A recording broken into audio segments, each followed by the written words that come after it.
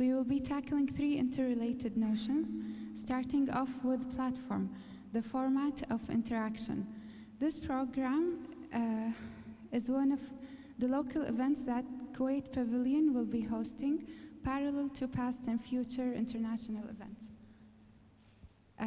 Coming from a long tradition of networking, we try to expand the practice of platforms as a social habit by looking for the potential within such practices and influencing the artistic and spatial production as an infrastructure and a body that hosts as well as generates, shaping and exchanging knowledge.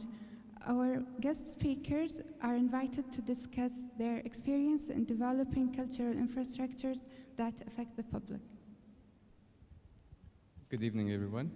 I'll be just giving you a small biography about our distinguished guest, who's Pedro Gadanho. He's the curator of contemporary architecture in the Department of Architecture and Design at the Museum of Modern Arts in New York. He has a master's degree in the art and architecture and a PhD in architecture and mass media. He's a recipient of the FAD Prize, or the FAD Prize, for Thought and Criticism in 2012. He's the author of Interwars 01-010 and Arquitectura de Publico, sorry. He's the editor of Beyond Bookazine, writes in Sharpnel contemporary blogs. He also curated the Metaflux in 2004 at the Venice Biennale for architecture, and exhibitions such as Post-Retrodom, Space Invaders, and Alternative Modernist. He was also a chief curator of Experimenta Design between 2001 and 2003, and his designs includes the Ellipse Foundation in Lisbon and the widely published Orange House in Caragios, Family Home in Oporto, and GMG House in Torres Vedras. Without further ado, I give you Pedro. Thank you all for coming, and please enjoy the lecture.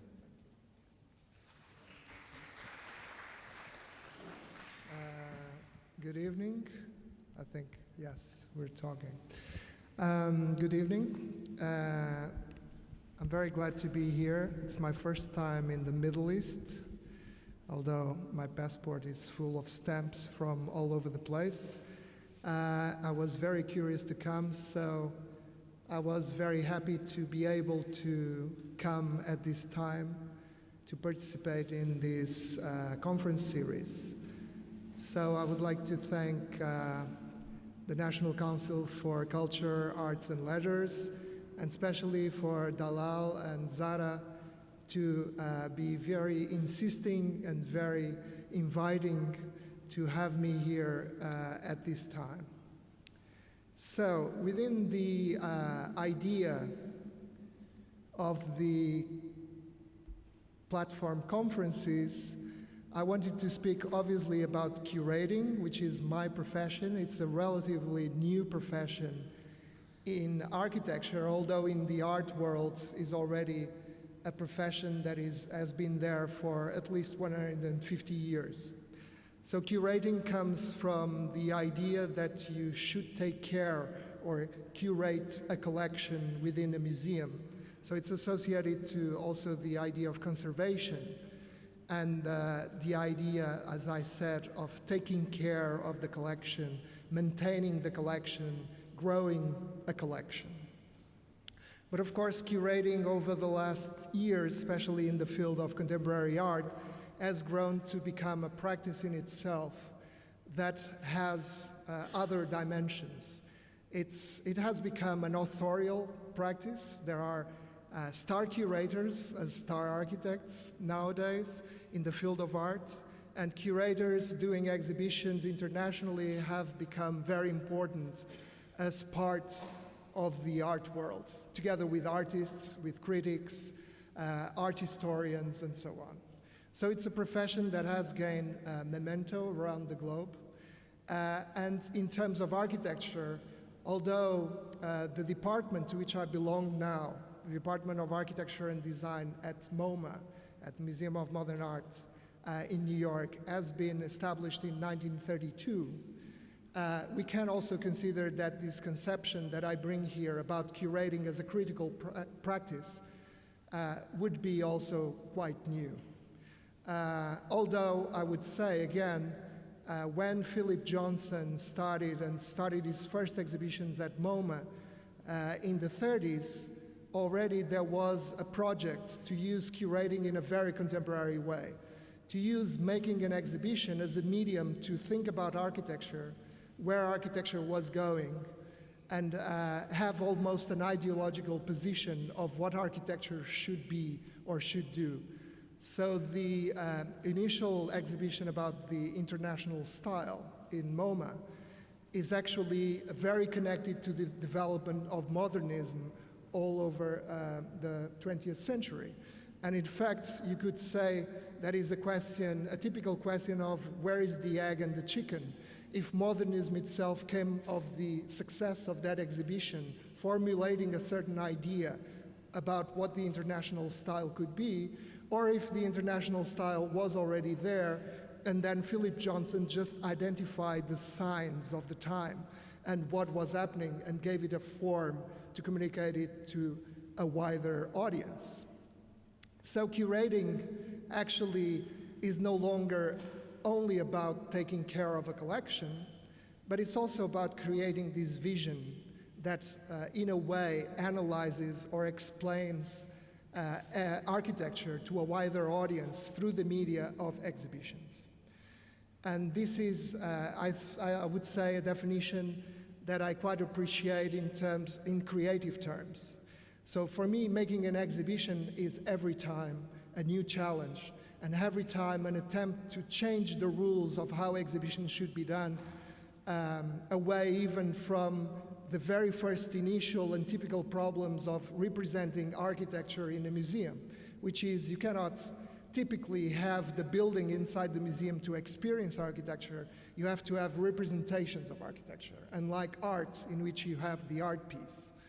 So actually, when you bring a model or a drawing into the museum, you're just already dealing with representations and making things slightly more complicated in terms of how you want to talk about architecture.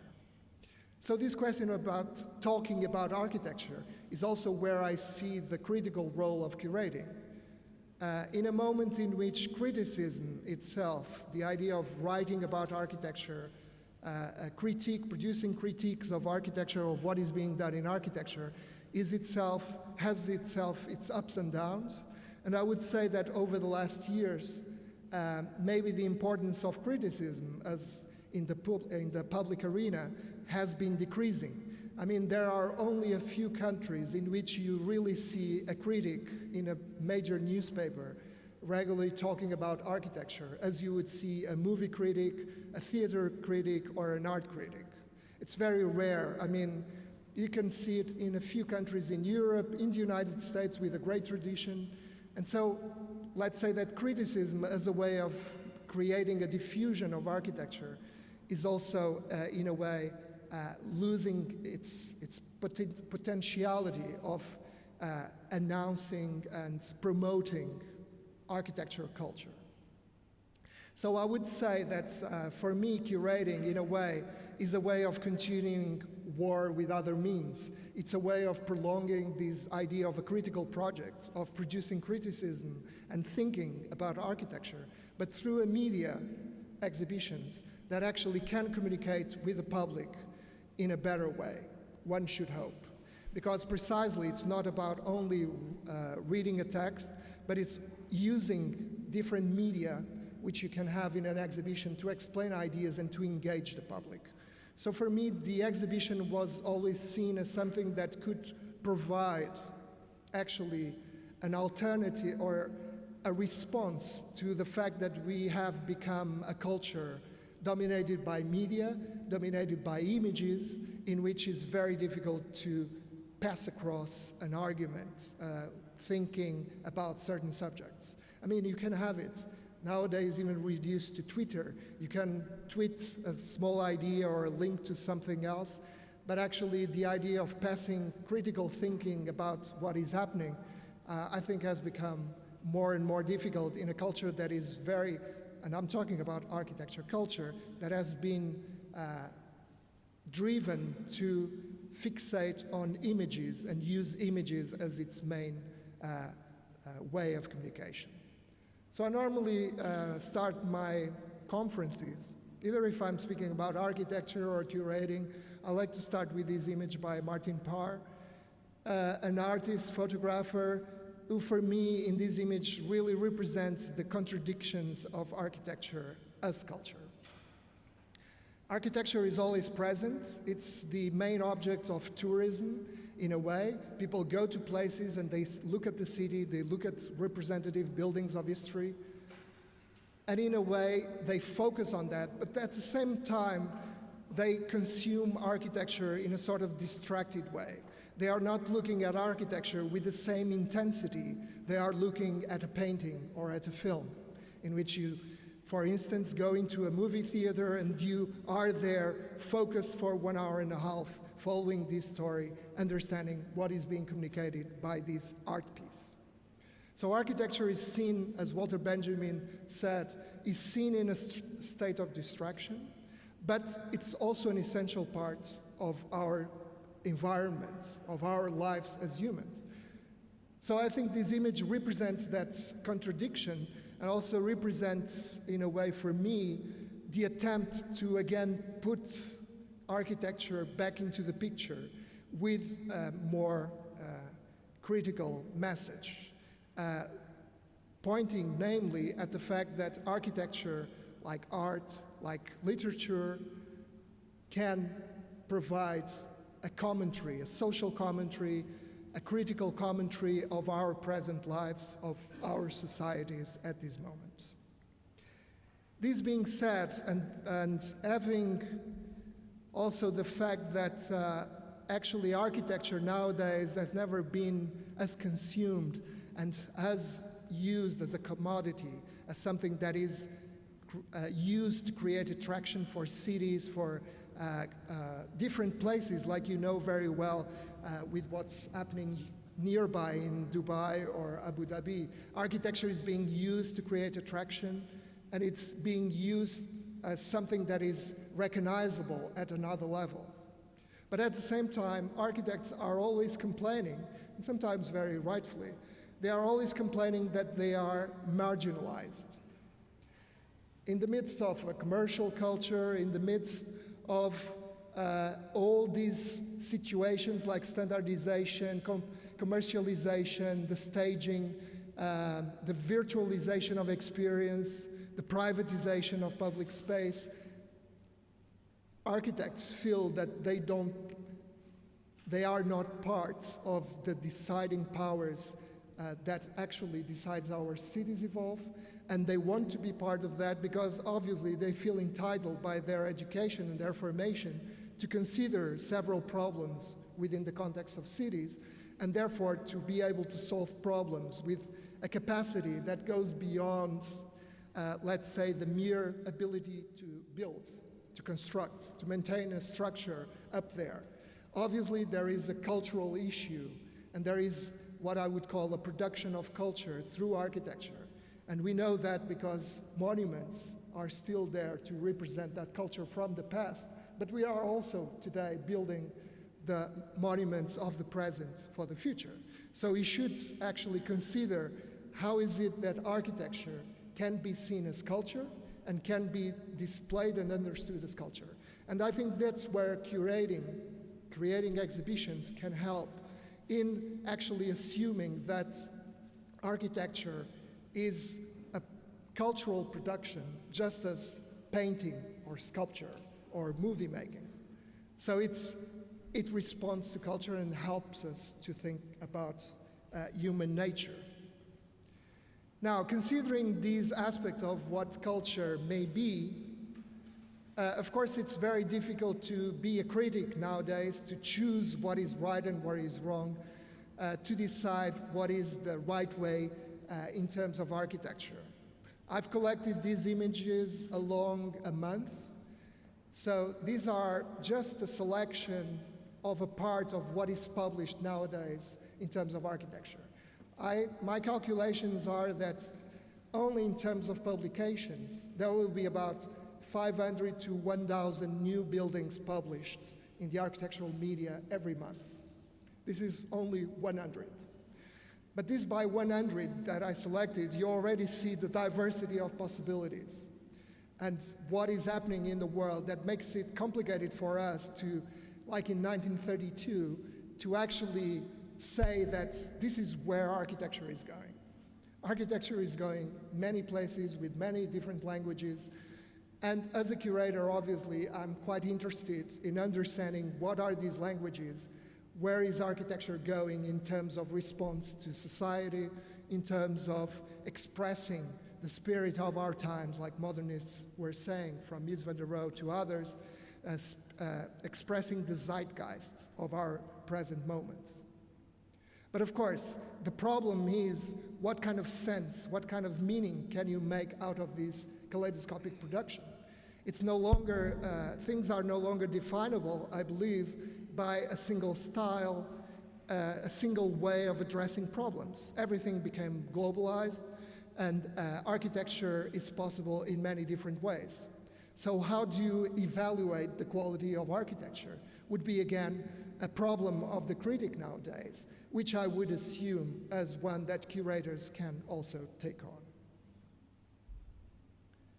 So actually, the problem of architecture in our days has been made more complicated, I believe, by this fact that architecture is now a product that is used to sell cities, to sell cultures, and to represent the possibilities, like in the case of the Guggenheim Bilbao, the possibility of putting in the map a city that was in slow decay, like Bilbao in Spain, an industrial city that by 1990 was slowly entering decay because all the industry was going away, and the city had to rethink itself in terms of how to attract people there, how to regenerate the economy of the city, and how to generate a new attraction for people, both tourists and people who were actually or could actually be residing in the city.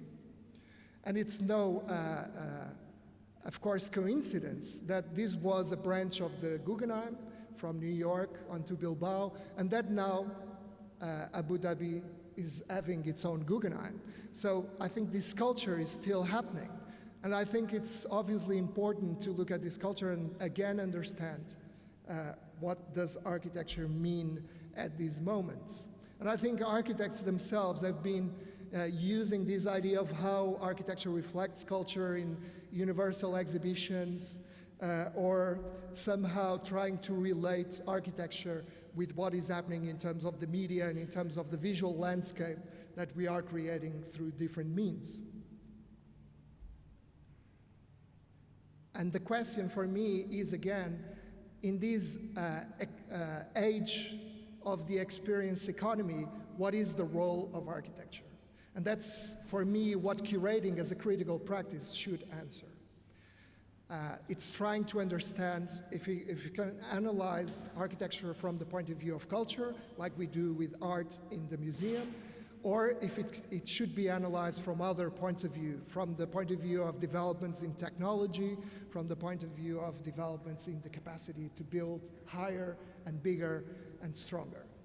So for me, the question would be always in the back of what I'm presenting here: is architecture a cultural production, or is architecture a technical service with entertainment value? Because it's not only obvious just the technical response anymore, it's just not engineering anymore. There's something of an added value into it that could be thought as culture or pure entertainment. And I would say that entertainment obviously has its dangers. I mean, I would say that what I saw today in the Avenues shopping mall, it's precisely about simulacra. It's precisely about reproducing something that we've destroyed as an entertaining experience. And that's something that was happening already, of course, in American culture in Las Vegas by reproducing icons, architectural icons from all over the world. And again, we're doing it again. And we have to ask ourselves, even if it makes sense economically, if it's really something that gives us cultural values that we also need as humans to recognize ourselves, our identities, and so on. So actually there was an exhibition done by Robert Venturi and Dennis Scott Brown in the 70s that actually was already addressing these questions.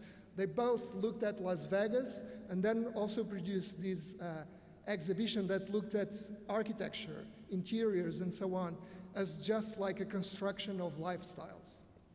And this, I think, would be a case in which an exhibition is used to produce a critical message, to produce a reflection on what was happening in terms of architecture being increasingly identified with consumer culture and creating an idea of lifestyle as a substitute for identity or cultural value in a more traditional sense, let's say. Of course, these values evolve, and we should not be, fixated on some values, believing that these will always be the values. They, of course, will change.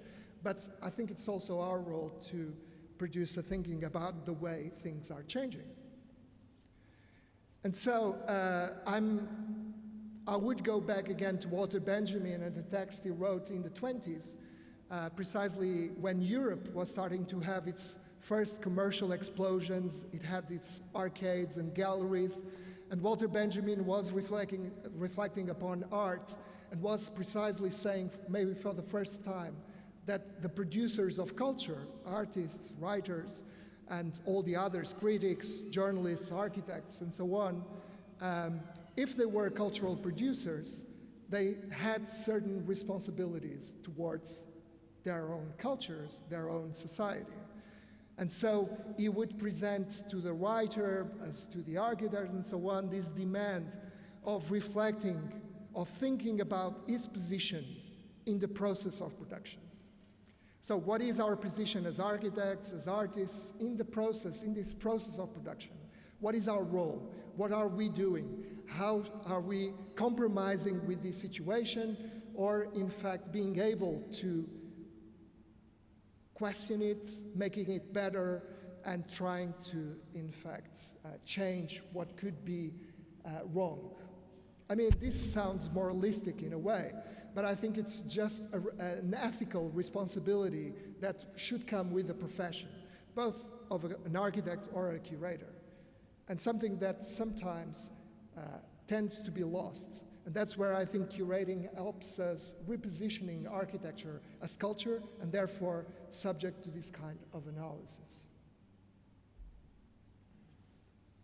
So actually, I would say that one of the problems in opposing culture to other values is obviously the question of how consuming and consumer culture is actually defining our present moment and defining the way we want to see ourselves represented.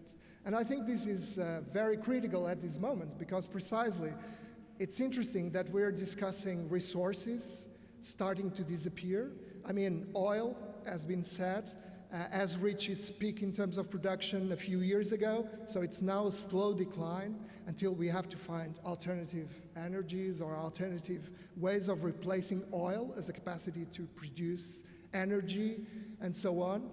But we can expand this idea to all other resources. So this idea that consumption will save the world, which is very typically American, I would say, I think it's a terribly wrong idea at this moment in time, when resources are obviously becoming lower.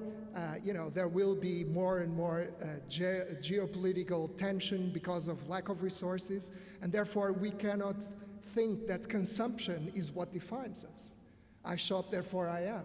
We have to think that there will have to be other values that will help us define ourselves. Actually, this image was I was already using this image, it was not because I was coming to the Middle East that I used this image. I was already using this image as one example of how architecture actually entered this idea of a commercial culture, of a consumer culture, has become a commodity that can be exchanged moved around and used to generate more economical value.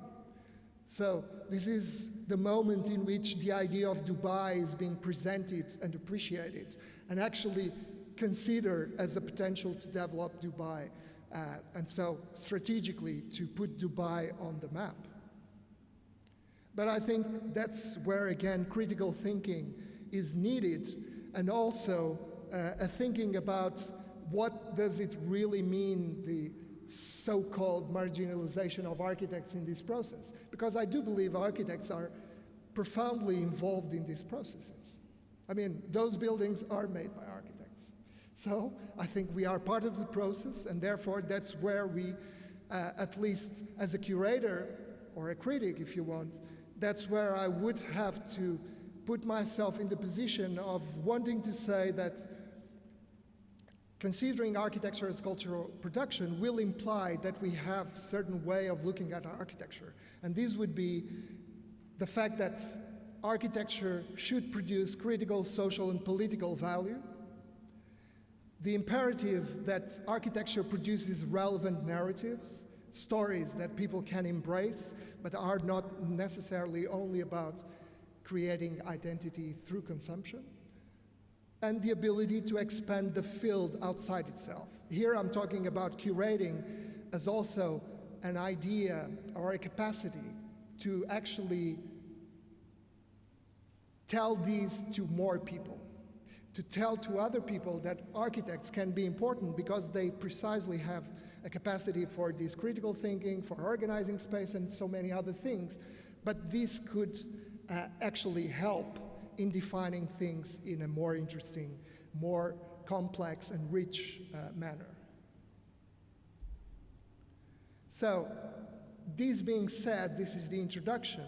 What I want to do tonight is present to you 2 or 3 projects that I organized as an independent curator, and then by the fact that I became curator in a large institution which is already very established in producing exhibitions about architecture, how for me that changed or not the way I look at curating. So what are the differences in a way in between being an independent agent, a freelance curator that is proposing projects, that is trying to develop ideas to produce reflection and thinking about architecture, and someone who goes into an institution that has already very well-defined rules, ways of working, and also is based on the idea of the collection. So first, because I thought it was interesting within this idea of platforms to present these 2 possibilities, first let me tell you about some projects very quickly and to explain how I, in a way, came into curating. So this was the first exhibition I've ever done, not so long ago, 2001, so 12 years ago. And it was an exhibition that I came upon in terms of an idea because of the fact that there was a dual capital of culture in Europe. There was these capitals of cultures that are organized every year that are located in different cities in Europe. In 2001, they were both in Rotterdam and Porto, where I was teaching in the architecture faculty. So I come from a school that is well recognized in terms of quality of its education, and it has already a very established tradition as well. And in a way, because of that, has already a sort of conservative attitude in regards to where our architecture can change and transform and evolve. And actually Rotterdam, because the city was bombed in 1945 and it was totally destroyed and it had the possibility to be reborn, actually Rotterdam became a sort of laboratory for new ways of thinking about architecture. That's where Ram Koolhaas and OMA comes from, and other practices that actually took on that opportunity of the tabula rasa and used these empty tabula rasa of the city, these empty space of the city, to actually recreate ideas about architecture. So they took the city as a laboratorial condition.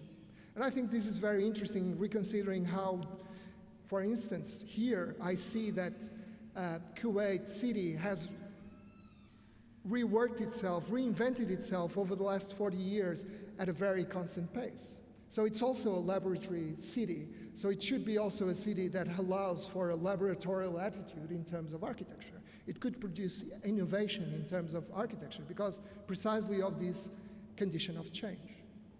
But anyway, to explain you better, the reason why I wanted to do this exhibition was precisely to show the architecture of Rotterdam in Porto, so as to produce a sort of cultural shock, so that people that were used to see architecture and the way they design architecture in a certain way, to see another way of thinking about architecture.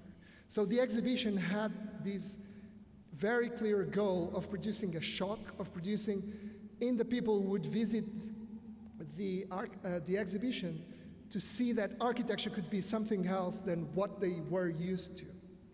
And this was, I would say, especially intended to be seen by students that were being educated at that school and that could actually open their minds into new possibilities at the time. And so, as a free agent, what I did was proposing this idea of the exhibition to the organizers of the cultural capital, because there was the opportunity, there was the funding, and therefore take on this opportunity to create a project. And so this is how a free agent works. You don't have a net, you take opportunities and use moments to generate exhibitions about certain themes. And this on the same year led me to work with an organization, an independent organization that I started working with, becoming part of, which was Experimental Design, a Biennale of Design, Architecture and Art that started in Lisbon in 1999 with the goal of promoting design culture in Portugal. Precisely with the idea, a very independent platform, a non-profit organization that started with the goal of promoting design in Portugal. Because Portugal had to transform itself in a way from this rural, semi-industrial economy of the 80s and 90s into becoming part of Europe, and in a way maybe offering other kinds of services. And in fact, we have produced many architects, as some of you know. Some of them are here now in Kuwait, they are in Angola, they are in Europe, they are in the United States, in Brazil. I mean, in a way, it was maybe part of that moment, the fact that we had already an established culture of architecture, the fact that we wanted to promote design culture. There was a boom in terms of education of architecture schools, and so it reinforced that capacity to think about these subjects. But anyway, so this is another exhibition that in a way I was still a free agent. I was starting to be involved with this organization, and I proposed again an exhibition about another scene, let's say, another area, London, and the fact that in London, because it's a big metropolis, there were emerging practices of architecture that were actually changing the rules of the game. So in respect to the previous exhibition, I see Post-Rotterdam as a sort of analysis of what had been an important hype around Dutch architecture in the 90s, and it was already like an exhibition that was concluding or making a retrospective of what had been these architectural movements in terms of national identity. And then with Space Invaders, I did something that was for me much more important, which was trying to understand, analyze what was coming next, what was emerging. So I would say that part of my thinking in terms of curatorial approach is precisely to be constantly trying to understand where architecture is going, how it's transforming, how the practice of architecture is reflecting also social change and even the change in urban context. So here the argument was that because London was a big metropolis evolving very fast, this created conditions for architectural practices to become diverse, to have different strategies to work in the city, to produce different languages of architecture, and no longer be, as it still happened in the 80s, connected to certain languages of architecture, certain ways of responding to the problem of architecture, with minimalist architecture or with high-tech architecture, just to mention two tendencies that you could see in England or London at that time. These would show another diversity in which people use their influences, their contacts, their relationships with other cultural agents in the city to actually transform the way they considered architecture. So that was another project I did. But the one I really wanted to talk a little bit more about here is actually this exhibition that was already done within this Experimental Design Biennale, which was actually an exhibition that was commenting on what was happening in the city. So the city had decided to create these vertical car parks. So they were using this strategy of, within the historical city, to tear down the building, leaving the facade, and to build a car park behind it. So again, there was this idea of simulacra, of a fake architecture in which the facade sort of emulated the traditional city, but behind it you would have a new program, which was a car park. I mean, here at least there was the honesty, like in the United States in the 70s, to create car parks that were precisely car parks. You read them as car parks. You cannot confuse them with housing or with banks or whatever. They are car parks. But in Lisbon, this attitude, this false attitude of having the car parks behind historical facades, for us it seemed so scandalous that we decided to make an alternative competition to suggest to the city that there could be other ideas to produce car parks in the city. So at the same time, I thought that this would be a good opportunity to sort of look around and see who are the interesting young architects that are coming up in Lisbon, and let's give them the opportunity to express themselves, to explore this idea, and to make something that we can show in the city. So there were these groups of people that produced these models that you see there, and we decided that they had to be exposed, exhibited, not in the museum where only a few people would see them, but actually in the city, in the middle of one of the city's most famous plazas, so that people could look at these and say, what is this?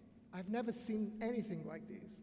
And so people in the streets were engaged by these objects that they didn't understand. They started to read what were they.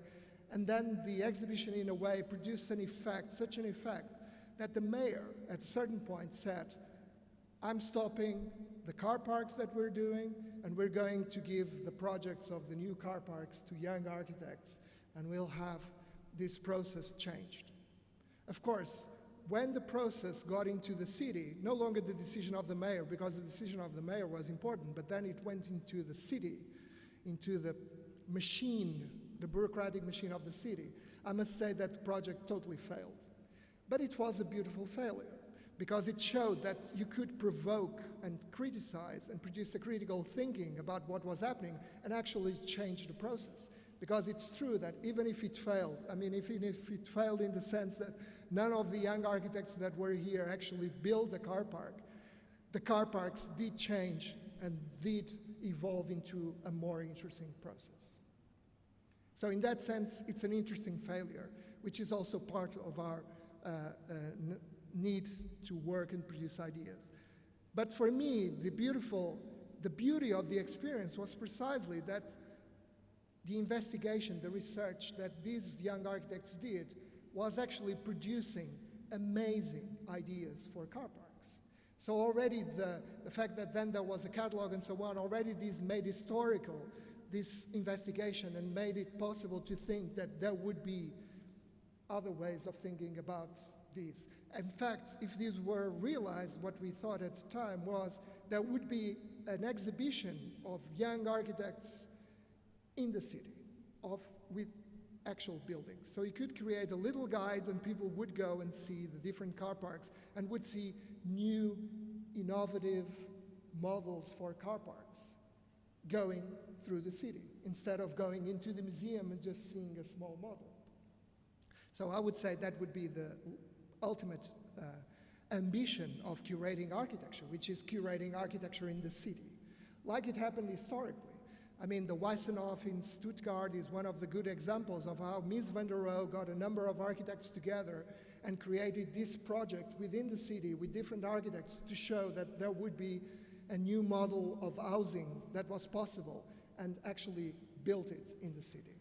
So this idea of the competition allows you, in a way, to establish an exhibition of architecture in the city showing how architecture could transform and evolve. So I would say that given these examples, curating architecture doesn't have really to be considered as in the traditional sense of curating. It doesn't have to be about conservation, about showing the history of the past, about curing and some sort of cure.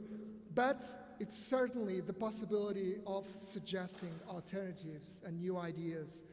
And therefore, it can also be this critical practice that for each moment identifies and questions the relationship of architecture to society, which is what criticism does anyway historically, but maybe because reading has become so complicated and difficult, now we can move onto using exhibitions, television, whatever, to actually continue this analysis of the relationship between architecture with society. I must say that this question of reading is relevant. Just when I was coming here in the airport, in the airplane, I was reading precisely about this English teenager, that just got to be a millionaire yesterday because he sold his idea to Yahoo for $30 million. And what is his idea? An app that just summarizes news so that you can read in 6 lines a piece of news that would take like half an hour to read. This is what we're concerned now. It's to consume information as fast as possible. And of course, images are always the ones that are easier to consume. But so, also, curating, as you've seen in that exhibition, can be an experimental field which explores critical ideas on the values of contemporary architecture, as I've been saying. So again, to tell you another classical difference between what you could call traditionally in Europe a commissioner and a curator. A commissioner in the sense of someone who does an exhibition that is already thought of by institutions or by authorities, and then just responds to that brief and delivers what is needed for a national representation and so on, a pavilion in Venice Biennale, whatever. And the role of a curator is different because it's creative, it's experimental, and it's questioning the brief. It's questioning what the commissioner would do without a question. I see it as such. In between the commissioner and the curator is that the curator is indeed a creative agent, or should be a creative agent, and therefore, even if he's commissioned, like in this case, to do a national exhibition of architecture, can use this opportunity to actually, for instance, in this case, in Portugal, with the Architects Association, to produce a critical perspective on what was happening in Portuguese architecture at that moment. Of course, the Architects Association just wanted an exhibition to show people how well we are doing as architects, because we're building a lot with a lot of quality, and that's fine. But as a curator, for me, the responsibility